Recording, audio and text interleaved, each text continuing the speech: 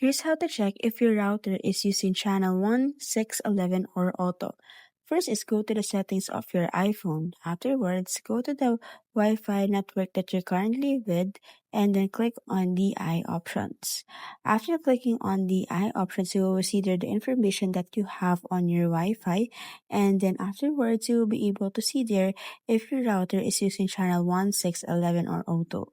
As you can see, the configure IP, it is under the automatic options, so it means that it is under auto, because if it's under 16 or 11, you will see there on the configuration that it is under 1611.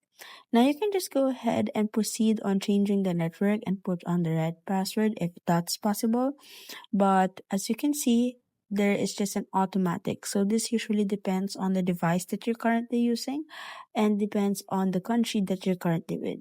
But it's up to you if you're going to change the router channel.